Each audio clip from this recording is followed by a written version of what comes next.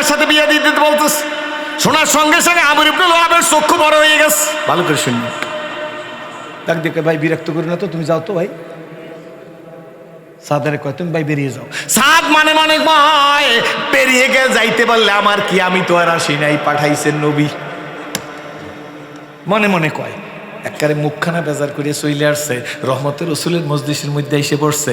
নবী সাদের দিকে বারবার তাকায়। আল্লাহ নবী তো মহাজ্ঞানী, কি বলেন ঠিক নেবে ঠিক ভাইজান, জ্ঞানীরা এর উপরে যা থাকে, কি বলেন ঠিক নেবে ঠিক। এই গতকালকের একজনকে হুজুর শিক্ষা জাতির মেরুদণ্ড বক্তৃতা দিয়ে গেছে। আমি বলি শিক্ষা যদি জাতির মেরুদণ্ড হয় গো, কোরআন মানুষের হৃৎপিণ্ড। মেরুদণ্ড জোর বেশি না হৃৎপিণ্ডের জোর বেশি?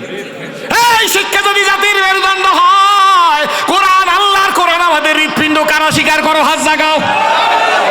এই কোরআনের জন্য জীবন দিতে হইলে জীবন দিতে রাজি কারা? 2 হাত জাগায় বলো।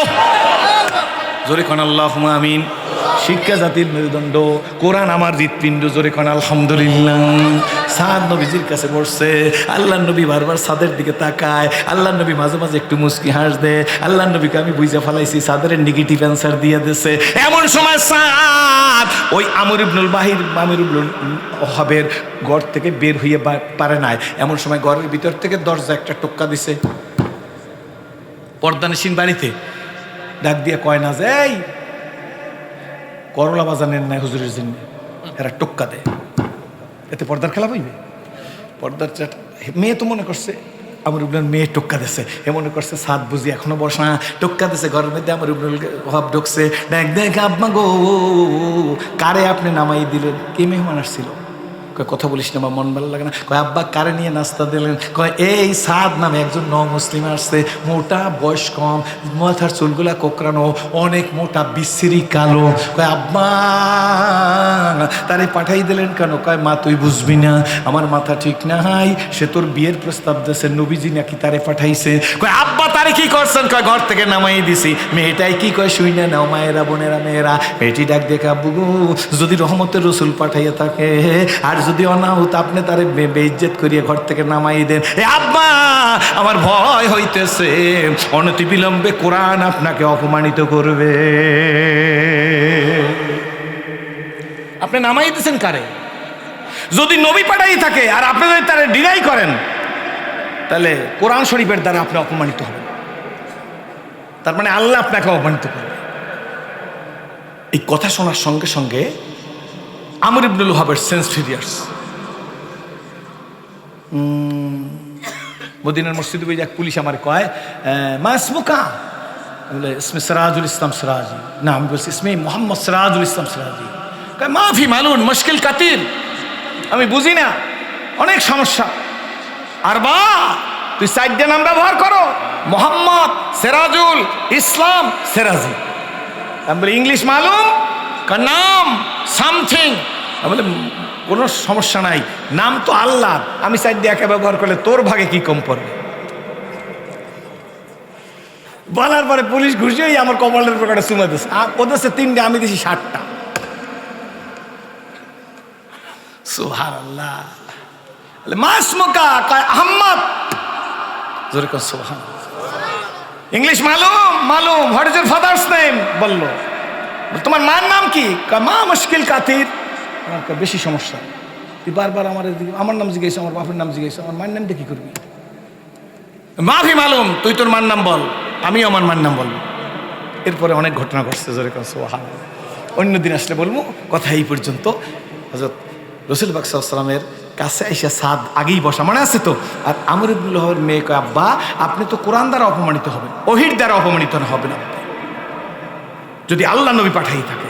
আমর ইবনুল ওয়াহাব কোনো কথা কয় না, ঘর দিয়ে নাইমা তাড়াতাড়ি নবীজির কাছে আসছে। দেখে ভিড়, সবাই মুসাফা করে। আমর ইবনুল ওয়াহাব এসে আসসালামু আলাইকুম, হাতটা বাড়াই দিছে, কথাও বল না, সালামের জবাবও দেয় না। আমর ইবনুল ওয়াহাব তরতর করে কাঁপ, সাহাবী তো, আমাদের মতো গুন্ডা না তো, থরথর করে কাঁপতেছে। হায় রে, ফাঁকের মধ্যে দিয়ে নবীজির হাতের মধ্যে হাত ঢুকাই দিছে। নবী তো ক্ষমার নবী, দয়ার নবী, মায়ার নবী, ঠিক না? আমাকে মতো নাকি একটু বনে নাই আপনার লাগে আমার লাগে, কোনো কারণে একটু বনে নাই। আমি খারাপ, আমার বাপে খারাপ, আমার দাদাই খারাপ, দাদার বাপে খারাপ, হ্যার বাপে খারাপ, 14 গোষ্ঠী খারাপ। কবরে গেছে হ্যাঁ গো উঠেই গালি দে, বলাই দেন আমাদের সাথে। মোনাফেক ফতুয়া দিতে, বেঈমান ফতুয়া দিতে, কাফের ফতুয়া দিতে 1 মিনিট সময় লাগে না। শোনেন, হুজুরের সামনে মশলা কইয়ে যাই, ফতুয়া না, এমনি কইলাম আর কি। কেউ যদি কাউকে মোনাফেক বলে আর সে যদি মোনাফেক না হয়, যে মোনাফেক বলবে সে নিজে মোনাফেক।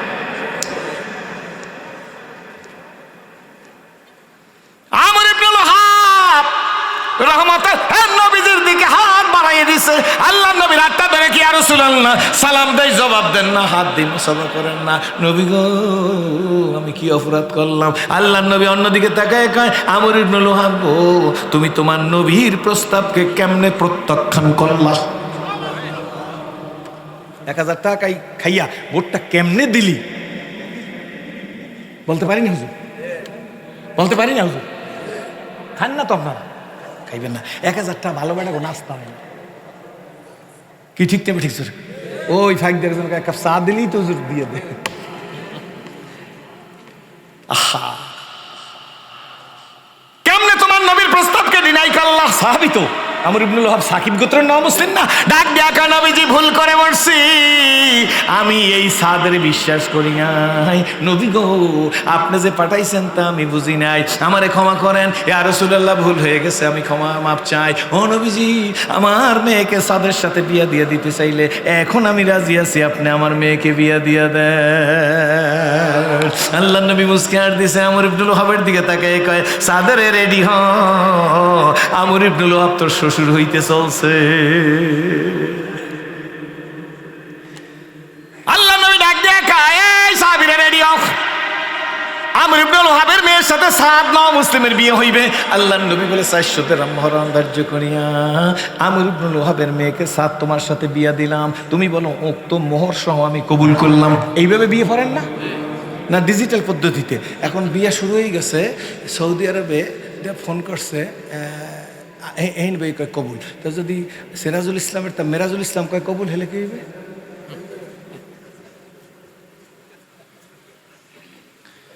কি ঠিক পারে না হুজুর কইতে হইবে? ওই মোবাইলের বিয়ে হইবে না জিজ্ঞান, আমরা তো হওয়া হইতে আছি, আমরা জিজ্ঞান, আমাদের জিজ্ঞান। বেটা বোন নাম রাখছে বেবি। কি নাম? বেবি।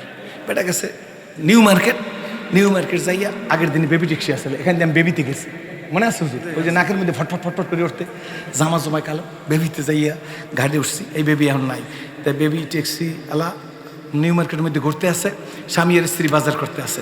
তো বউ গেছে বাসা দূরে, স্বামী বেটা সামনে গেছে, এখন হাতের মধ্যে ব্যাগ অনেকগুলা। এখন বউ পিছিয়ে পড়ছে, ডাক দিয়েছে, এ বেবি তাড়াতাড়ি আসো তো। বেবি ট্যাক্সি এলো, মনে করছে আমার বুঝি ডাক। বেবি ট্যাক্সি টান দিয়ে এই স্যারের পাশে দাঁড়াইছে, বেবিও আইছে আর এই বেবিও আইছে। স্যারে কিন্তু ওই বেবি ট্যাক্সি ডাকে না, হ্যাঁ বউরে ডাক দিচ্ছে। এরপর স্যারে যাই জুয়েলারির মধ্যে ঢুকছে, বেবি ট্যাক্সি এলেন দাঁড়াই রয়েছে। স্বামী স্ত্রী দুজন কিনে কাপড়ের দোকানে গেছে, বেবি ট্যাক্সি টান দিয়ে আবার কাপড়ের দোকানের সামনে গেছে। এরকম করতে করতে 50 মিনিট। কয় মিনিট? 50 মিনিট বাজার টাজার শেষ। এইবার স্যারে ডাক দিয়ে, এই রিক্সা এদিকে আসো। তো বেবি আর যাই কয়, স্যার আপনি আমার লাগে এরকম দুর্ব্যবহার, আমার 1 ঘন্টা ঘুরাইয়ে স্যার আপনি রিক্সাওয়ালারে ডাক দিলেন। স্যারে কয়, তোমার ডাকছে কেটা? কয়, স্যার আপনি 50 মিনিট, স্যার আমার এত ঘড়ি আছে, কম দামের ঘড়ি হইলেও এটা স্যার 50 মিনিট আমি আপনার পিছিয়ে পিছিয়ে ঘুরছি। আপনি আমার কইছেন বেবি তাড়াতাড়ি আসো, এই হইতে 50 মিনিট হয়েছে হুজুর। আপনার জুয়েলারিতে ঢুকছেন, কাপড়ের দোকানে ঢুকছেন, কসমেটিকের দোকানে ঢুকছেন, সব জায়গায় ঢুকছেন। এরপর হুজুর ল্যাব বেলাইছেন, বালিশ বানিয়ে অর্ডার দিচ্ছেন, সেখানে আমি দাঁড়াই রয়েছি। এখন স্যার আপনি নিষ্ঠুরের মতো গরিবের পেটে লাথি দেন, রিক্সাওয়ালারে ডাক দিচ্ছেন, আমারে করবেন কি?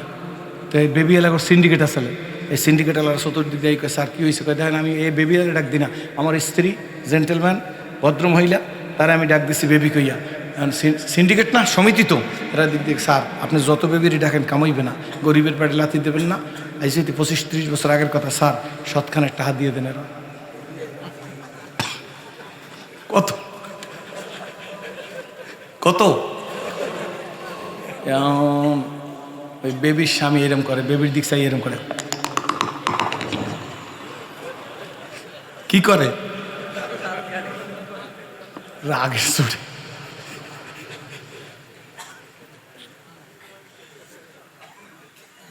একশো দিয়া রিক্সা দিতেছেন, বউ বসা, বাট একটু চাপে, কাতিল নেই।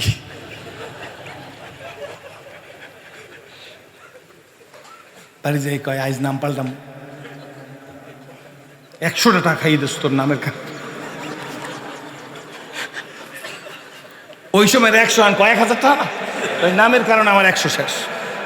বর্তমান যুগের 100 তো নাকি ঠিক নেবে খালি আপনি যদি সেই বইতে ঢোকেন সেলুনে বর্তমানে আলুর কাছে আসি না সেলিনালা একটু পানি টানি দিয়ে ঠিকঠাক করে এরপর কোথাও নিয়ে আনে আডা ওডা গোলা কি জানিয়ে দেয় এগুলো বুঝি না এগুলো এরকম জয়েন্টের বই থাকে শীতইয়া এরপর এইটা ডলিয়ে ফস ফস করে বাতাস দেয় এরপর একটু হিট দেয় এরপর ডলিয়ে টলিয়ে সব ঠিকঠাক করার পর কত দুম 250 দেন কি আসে না নিজের এখন সেই পেইতে লাগে ভালো মতো 250 আরও বেশি লাগে বড় পিটি পার্লারে গেলে বেশি লাগে আর আমরা তো পাবলিক ওই সেলুনে সেই পেয়ে একটু খালি এই পানি দিয়ে খালি কোনো রকম একটু মোস্টার ছোটো করে দেয় 50 টাকা দিলে মুখ দিচ্ছে এইরকম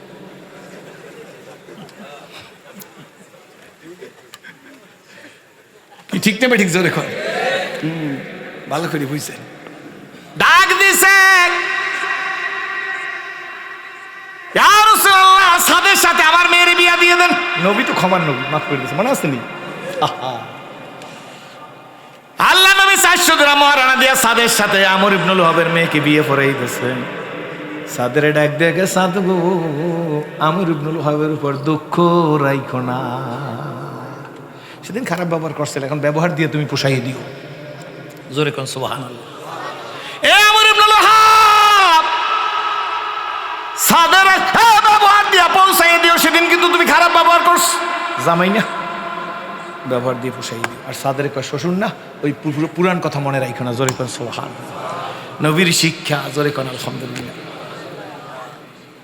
সাদ মোহনের আনন্দ শ্বশুর বাড়ি গিয়ে বেরো সাদ ডাক ডাক হুজুর শ্বশুর বাড়ি যাইব মহারণা 400 দিরহাম 1 টাকাও আমার কাছে নাই কি দিয়ে আমি মহারণা পরিশোধ করব আল্লাহর নবী গো হুকুম দেন আমি কিছু চাইয়ানি আল্লাহর নবী ডাক দেখে মুরব্বী আমি তোমার চাওয়া লাগবে না আমি ব্যবস্থা করতেছি আল্লাহর নবী ডাক দিছে আব্দুর রহমান বিন আউফ মুহাজির মক্কি আসেননি মজলিসের মধ্যে আব্দুর রহমান বিন আউফ মুহাজির মক্কি আছেন লাব্বাইক হুজুর আমি আসি কয় আব্দুর রহমান মনে আসেনি পিছনের কথা সাদ নৌ মুসলিম 200 দিরহাম দিয়ে সহযোগিতা করেন আব্দুর রহমান বিন আউফ মুহাজির মক্কি বলেন নবী 200 চাইলে খুশি করার জন্য আরো বেশি দেব 200 দেয় নাই বেশি নবীর হাতের মধ্যে দিয়েছে নবীজি মুস্কি হাঁস দিছে আল্লাহ নবী ডাক দেখে ওসমান ইবনুল আফফান আসেননি জি হুজুর আছে আপনি দানবীর আপনিও 200 দিরহাম দেন হযরত ওসমান রাদিয়াল্লাহু তাআলা বলেন আব্দুর রহমান বিন আউফ মুহাজির মক্কি 200 এর বেশি দিছে আমি কি কম দিলে হয় নাকি আমিও 200 এর বেশি দিছি টাকাগুলো সব নবীর হাতে আল্লাহর নবী ডাক দিছে আমার জামাই আমার স্বাস্থ্য ভাই হযরতে আলী কই গো লাব্বাইক ইয়া রাসূলুল্লাহ এ আলী মনে আসেনি 10 বছর আগে 10 বছর বয়সে আমার কাছে ইসলাম কবুল করছেন আমি খাইলে আপনি খাইছেন আমি না খাইলে আপনি খান নাই আপনি পেটের পাথর বেঁধে আমার সাথে শুয়ে রইছেন পানি খাইয়ে শুয়ে রইছেন ও আলী ওই দিন আপনার নাই এখন আপনার সুখের দিন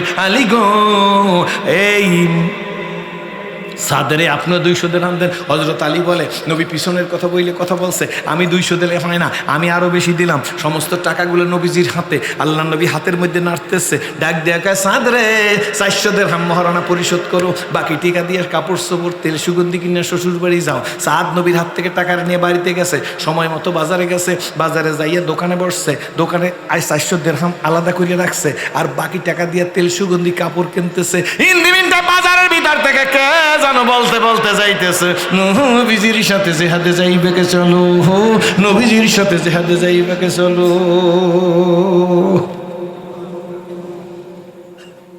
সাদ ডাক দিয়া বলে দোকানদার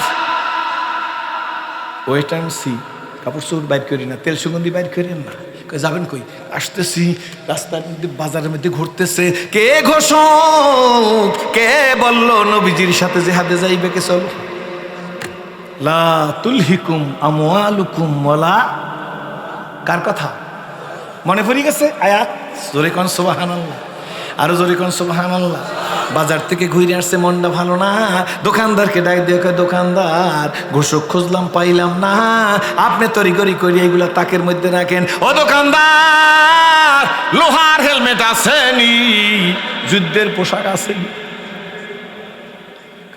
আজব মানুষ আপনি শ্বশুর বাড়িকে যুদ্ধের পোশাক পরে যাবেন লোহার হেলমেট দিয়ে যাবেন দোকানদার বুঝবেন না আগে জিজ্ঞেস করে আসেনি কয় আছে। এই ঢাল আছে, তরবারি আছে, কয় আছে। ঢাল আর তরবারি নিয়ে শ্বশুর বাড়ি যায় নাকি?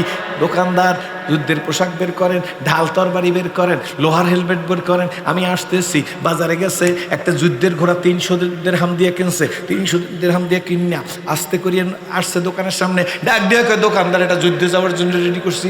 আপনি এখন যুদ্ধে যাইবেন, শ্বশুর বাড়ি যাবেন না? দোকানদার আপনি কি শোনেন না? একটু আগে কে যেন বলতে বলতে যাইতেছে নবীজির সাথে জেহাদে যাইবে কে চলো, নবীজির সাথে জেহাদে যাইবে কে চলো। আমি যদি শ্বশুর বাড়ি যাই, আমার নবী যদি জেহাদের ময়দানে গিয়ে শহীদ হয়ে যায়, এই চেহারা নিয়ে কেমনে নবীজির কাছে দাঁড়াবো? শ্বশুর বাড়ি যাইব না, ঘোড়া কিনছি। যুদ্ধের পোশাক পরিয়া দেখে ওই মোটা মানুষ, আল্লাহ, শরীরের বিভিন্ন জায়গায় খালি, এই খালি জায়গায় কালো কাপড় কিনে ফেসাইছে।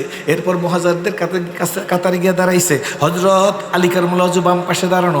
লোকের আইসা কই লোকটাকে চেনা যায় না, খালি চোখও দেখা যায় না। হজরত আলী বলে এখন কথা বলার দরকার নাই, যুদ্ধের ময়দান থেকে ফিরে এসে তার সাথে কথা হবে, এখন কোনো কথার দরকার নাই। হজরত আলী বলে ইতিমধ্যে যুদ্ধের সিটি দিয়েছে, আমি লাভ দিয়ে যেখানে গিয়ে পড়লাম, দেখি লোকটা আমার 2 হাত সামনে। আমি বুঝা ফালাইছি রে, আমি একাই বীর না, আমার চাইতে আরো বীর আছে। যুদ্ধ শুরু হয়ে গেছে, বহু কাফের হতাহত হয়েছে। হঠাৎ করিয়া দেখতেছি শত্রুর একটা তীর আইসা, হযরত এই লোকটা ঘোড়ার গলার মধ্যে দিয়ে ঢুকে ঘোড়াটা মারা গেছে। লোকটাকে দেখলাম উত্তেজিত হয়ে গেছে, কালো কাপড়গুলা টাস টাস করিয়া ছিঁড়ে ফেলছে। এবার নিজে ঘোড়ার দিকে তাকাইয়া, মরা ঘোড়ার দিকে তাকাই বলে ঘোড়া নাই বলে খোরা হব না, যুদ্ধ করব। ওই যুদ্ধের নবীজিও ছিল, ওই যুদ্ধের নবীজিও ছিল। আল্লাহ নবী দূর থেকে দেখতে আসে, একটা কালো মানুষ এই বাহুটা দেখা যাইতেছে। আল্লাহ নবী সাহাবীদের ডাক দিয়ে বলে সাহাবীরা রে, আমার তো মনে হয় সাদের মতো দেখা যাইতেছে, সাদ নি। কথাটা সাদের কানে এসে গেছে। সাদ আস্তে করিয়া একটু ঘাটটা ঘুরাইয়া আল্লাহ নবীরে দেখে পালাইছে। আল্লাহ নবীকে দেখে আর দেরি করে নাই, একটা দৌড় দিয়া কয় হুজুর আমি সাদ। আল্লাহ নবী জিজ্ঞেস করে তুমি শ্বশুর বাড়ি যাও নাই? কই হুজুর শ্বশুর বাড়ি কেমনে যাবো? শ্বশুর বাড়ি যাওয়ার জন্য উপকরণ দোকানে কিনতেছিলাম। হিন্দি টাইম কে যেন বলতেছে নবীজির সাথে জেহাদে যাইবে কে চলো। নবীজি গো, আপনি যদি জেহাদের ময়দানে গিয়ে শহীদ হয়ে যান, আমি যদি শ্বশুর বাড়ি গিয়ে বেড়াই, এই চেহারা নিয়ে কিয়ামতে আল্লাহর সামনে কেমনে দাঁড়াবো? আল্লাহ নবী চোখের পানি ছেড়ে দিয়ে কয়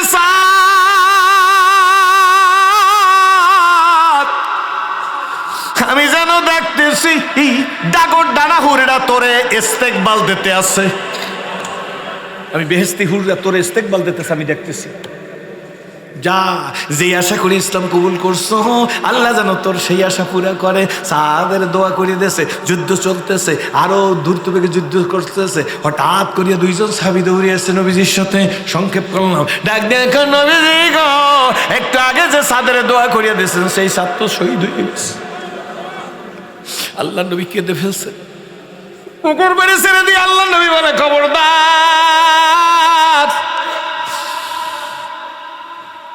দেরি করিও না, সাদের গোসল দাও, আমি আসতেছি, আমি সাদের জানাজা পড়ব। নবীজি রওনা করছে, 2 জনের কাদের উপর ভর দিয়া। জমিনে পা দিতে পারে না, আঙ্গুল দিয়া পাড়া দেয়, বৃদ্ধাঙ্গুল দিয়া সাইপা সাইপা পাড়ায়।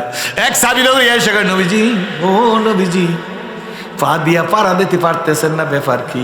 আল্লাহ নবী বলে কোন জায়গায় পাড়া দেবো? ফেরেশতা তো সব জায়গায়, আমি এত পরিমাণ ভিড় যেখানে আমি পাড়া দিতে পারতেছি না। আল্লাহ নবী কাছে গিয়া, এখনো গোসল হয় নাই, দেখে সাদের দাড়ির মধ্যে ধুল। নবীজি নিজের হাতখানা দিয়া সাদের দাড়ির ধুলগুলা পোছাই দিতেছে, ঝাড়িয়ে দিতেছে। আর সাদের দিকে তাকাই কয় সাদরে, যা বলছিলাম সত্য হয়েছে নি। সাহাবীরা গোসল দিয়া কাফিন পরাইছে, আল্লাহ কফিন পরাইছে। নবীজি নিজে জানাজা দিছেন। নবীজি আগে গিয়া কবরে নাইমে কয় দে রে দে দে দে দে গো, সাদের লাশ আমার হাতে দে। বন্ধুরে কি ওয়াজ করি, লোকেরা বলে বক্তা, কিন্তু আমি হিসাব করে দেখছি মানুষই হইতে পারছে কিনা সন্দেহ। যুবক সোনামণিরা, ব্যাংকের হাটের ভাইয়েরা, ভোলার মানুষ,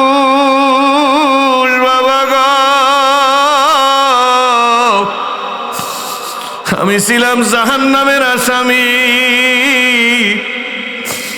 আমার মালিক আমার গলায় কোরআনের রশি লাগাইয়া আপনাদের সামনে বসাইয়া দিছে। এটা আমার যোগ্যতায় না, এটা আমার মালিকের দয়া। দাদে হকরা কাবিলিয়াত শর্তে নিস, বলকে শর্ত কবুলিয়াত দাদে উস্ত। যোগ্যতার কোনো দাম নাই যদি আল্লাহ কবুল না করে। সাহাবীরা সাদের লাশ নবীজির হাতের মধ্যে দিছে, নবীজি লাশ বুকের সাথে লাগাইয়া সাদের দিকে তাকাইয়া কাঁদতেছে, চোখ দিয়ে টপ টপ করিয়া পানি পড়তেছে। সাহাবীরা কাঁদে আর কয়, হায় রে কি জীবন নিয়ে আসলাম, নবীজির ডানে বামে সামনে পিছে রইলাম, কিন্তু কই গো নবীজির বুকে তো কোনোদিন লাগতে পারলাম না। সাদ কি ভাগ্য নিয়ে আসলো, এক ওয়াক্ত নামাজ পড়লো না, মসজিদে নবীতে ঢুকলো না, ইসলাম কবুল করিয়াই সাদ আজকে রাইসা গেল। আল্লাহু আকবার। সাদের কপাল কত ভালো, উপরে কান্নাকাটি, নবীজিও কাঁদে। হঠাৎ নবীজি ডানে বামে তাকাইয়া এই লাশকে একটু মুস্কি হাসি দিছে। লাশ কবরে রাইখা লাফ দিয়া কবর থেকে উঠে গেছে। সাহাবীরা চতুর্দিক থেকে নবীজিকে ঘেরাও করছে। ইয়া রাসূলুল্লাহ কাঁদলেন কেন আর হাসলেন বা কেন? আল্লাহ নবী ডাক দিয়ে বলে, কাঁদছি সাদের মর্যাদা দেখাম। ও নবীজি হাসি দিলেন, কবরে লাশ তাড়াতাড়ি রাইখে উঠে আসলেন কেন? আল্লাহ নবী ডাক দিয়ে সাহাবীরা, আমি যা দেখি তোমরা তা দেখো না, আমি যা বুঝি তোমরা তা বোঝো না, আমি যা শুনি তোমরা তা শোনো না। আমি ডানে বামে তাকাই দেখি ডাগর ডানে হুরেরা পায়ের মল বের করিয়া সাদের গালের মধ্যে সুমা দিতে আসতেছে। আমি নবীজির দেখে লজ্জা পাই, এই কারণে আমি লাশ তাড়াতাড়ি কবরে রাইখা উঠে আসছি। সাহাবীরা কাঁদে, ও যুবক, ও বনমে, ও ধনী, ও গরিব, ও কোটিপতি, ও লাখপতি, ও বিদ্যানুটাকে আলা, ও বাড়িয়ালা, কপাল যদি ভালো হয় আব্বু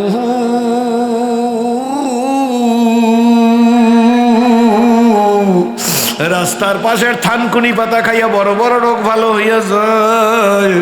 আর কপাল যদি খারাপ হয়, ভেলোর মাদ্রাস সিঙ্গাপুর নিয়ে গেল, লাশ হইয়া আসা লাগে। কি বলেন, ঠিক নেবে? ঠিক। আসুন আল্লাহর হুকুম মানবো, আল্লাহর হাবিবের পদাঙ্ক অনুসরণ করে চলবো। আল্লাহ বলেন আল্লাহুম্মা আমিন, বলেন না আল্লাহুম্মা আমিন। আমার ভাইজান বর্মান মাওলানা আনসারুল্লাহ সাহেব, তার ছেলে মাদ্রাসার ব্যবস্থা করছে। আল্লাহ আমার সাথে পরামর্শ করিয়াই করছে। আমি বলছি, বাবা আলেম হইছো, তুমি তো মাদ্রাসা করবাই। কি বলেন, ঠিক নেবে? ঠিক। ভালোবাসার টানে আইসে গেছি। আমাদের ছেলে, আমি আগেই বলছি, ছেলেদের ওস্তাদ সবাই উনি পড়াইছে। আমার আত্মীয় স্বজন অনেকে ওনার কাছে পড়ছে। সুতরাং মাদ্রাসার জন্য দোয়া করবেন, মাওলানা আনসারুল্লাহ সাহেবের জন্য দোয়া করবেন। আল্লাহ তুমি কবুল করো। আজকের যারা আমার বাপ সভাপতি সাহেব, আল্লাহ আমার প্রিয় মানুষ, শ্রদ্ধার মানুষ হাফেজ কালিমুল্লাহ সাহেব হুজুর, আপনার আমার মানুষ মুফতি সাহেব হুজুর, আমার 30 বছরের বন্ধু। আমি ডাক দিয়ে বলছি, বাবা আর হাফেজ মাওলানা আনসারুল্লাহ সাহেবের ছেলের বলছি, আব্বা কারে কারে দাওয়াত করছো? আপনাদের বইলে যাই হুজুর মুখ বলছে, হবে না, সবাইরে দাওয়াত ঠিক আছে, কিন্তু আমার ভোলা আলিয়ার প্রধান মুফতি সাহেবের না রাখলে আমার হবে না। 30 বছর ভোলার আবু ভাই আমাদের নিয়ে গড়ছে। কি হুজুর, ঠিক নেবে? ঠিক। এই হুজুরের মাদ্রাসায় আসছি, হাফেজ সাহেব হুজুরের মাদ্রাসায় আসছি। আজকের আবু ভাই নাই, ভোলা আসলে ভোলায় ঢুকতে ইচ্ছা করে না। আল্লাহু আকবার। আপনাদের কথা মনে হইলে কলিজাটা ফাইটা যায়। মাদ্রাসার জন্য দোয়া করিয়েন।